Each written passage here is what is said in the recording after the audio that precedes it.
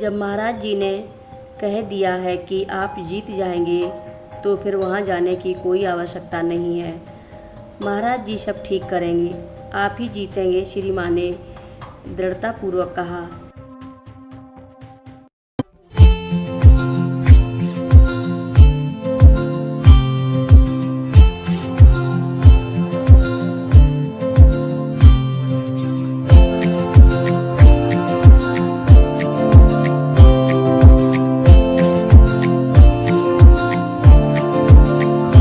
रक्षा सूत्र चैनल पर सभी भक्तों का स्वागत है।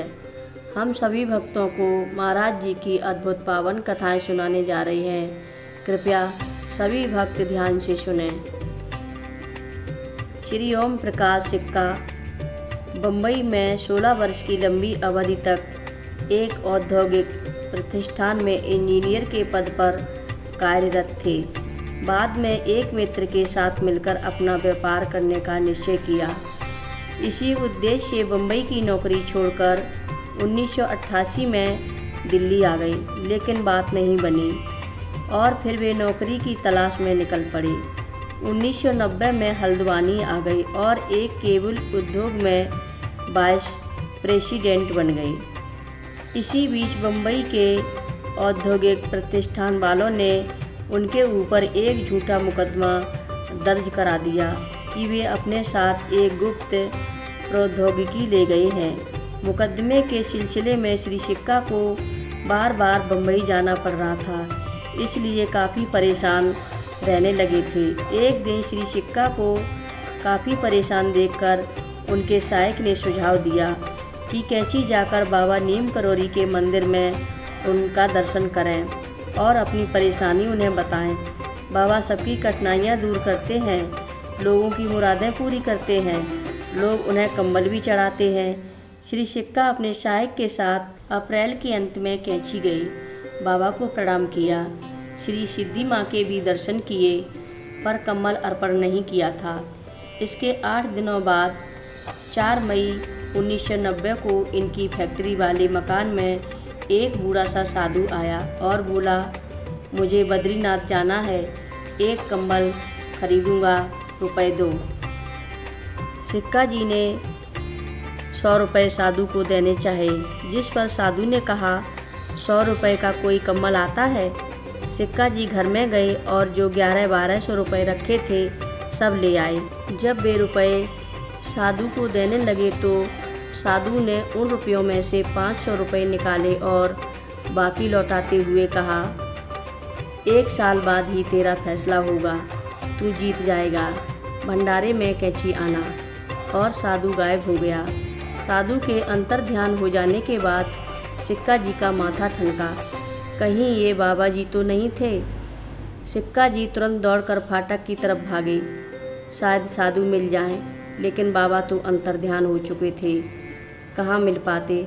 इसके बाद तो वे लगातार कैंची धाम आते रहे, श्री माँ के दर्शन भी करते रहे। उन्होंने बाबा को एक कंबल भी अर्पित किया, यद्यपि उसकी कीमत 500 रुपये बाबा को पहले ही दे चुके थे। बाद में वे कैंची आए और श्री माँ से बोले कि मुकदमे के सिलसिले में बम्बई जाना है। श्री माँ ने मना कर दिया, माँ नहीं जाऊँगा तो केस बिगड़ जाएगा। सिक्का जी ने कहा, जब महाराज जी ने कह दिया है कि आप जीत जाएंगे तो फिर वहाँ जाने की कोई आवश्यकता नहीं है। महाराज जी सब ठीक करेंगे, आप ही जीतेंगे, श्री माँ ने दृढ़तापूर्वक कहा। सिक्का जी ने माँ की बात मान ली और बम्बई नहीं गई। वकील से फ़ोन पर बात कर ली, परंतु ठीक 1 साल बाद 4 मई 1991 को अदालत ने सिक्का जी को निर्दोष साबित करते हुए उनके खिलाफ दाखिल मुकदमा खारिज कर दिया। सिक्का जी पर महाराज जी ने एक और अनुकंपा की। उनकी सास हल्द्वानी आई हुई थी। एक दिन सिक्का जी अपनी सास और पत्नी को लेकर कार द्वारा पदमपुरी के दर्शन हेतु जा रहे थे। वे स्वयं कार चला रहे थे। घर से ज़्यादा 2.5 किलोमीटर दूर गए होंगे कि उनके सीने में जोर का दर्द उठा। यह बात जब उन्होंने अपनी पत्नी को बताई तो उन्होंने तुरंत घर लौट जाने की सलाह दी, किंतु सिक्का जी ने सोचा कि जब घर से निकल ही चुके हैं तो 2-3 घंटों में पहुंचकर पद्मपुरी के दर्शन ही क्यों न कर लिया जाए। वे कार दौड़ाते रहे, किंतु 1 किलोमीटर चलने के बाद दर्द और बढ़ गया। सांस लेने में भी तकलीफ होने लगी। उन्होंने महाराज जी और श्री माँ का स्मरण किया, गाड़ी मोड़ी और तीव्र गति से घर वापस आ गई। घर आकर जैसे ही पलंग पर लेटे कि अचेत हो गई। घर में कोहराम मच गया। पत्नी और सास दोनों घबरा उठी। पत्नी तो रोने लगी। उनकी समझ में नहीं आ रहा था कि क्या करें। कई डॉक्टरों को फ़ोन किया, लेकिन स्वतंत्रता दिवस के कारण कोई डॉक्टर नहीं मिला। तब तक सिक्का जी की नब्ज गायब हो गई थी।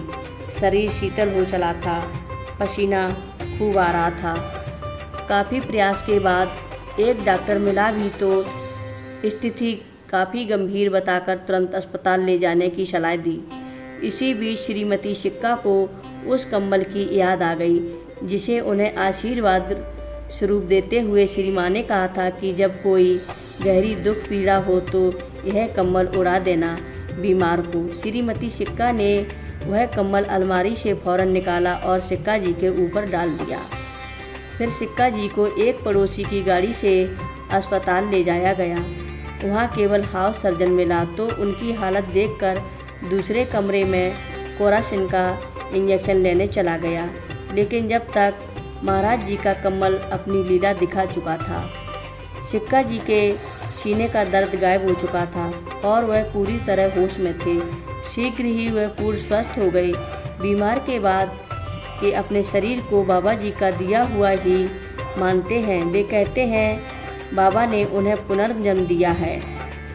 सिक्का जी के सीने का दर्द गायब हो चुका था और वह पूरी तरह होश में थे। शीघ्र ही वह पूर्ण स्वस्थ हो गए। बीमारी के बाद के अपने शरीर को बाबा जी का दिया हुआ ही मानते हैं। वे कहते हैं बाबा ने उन्हें पुनर्जन्म दिया है। हर रोज़ महाराज जी की कथाएं सुनने के लिए रक्षा सूत्र चैनल को अवश्य सब्सक्राइब करें, शेयर करें और लाइक करें। महाराज जी की लीलाएं अपरंपार हैं, वो दुनिया से परे हैं। कमेंट बॉक्स में लिख भेजें जय नीम करोरी बाबा जी महाराज। बोलो नीम करोरी बाबा जी महाराज की जय बोलो।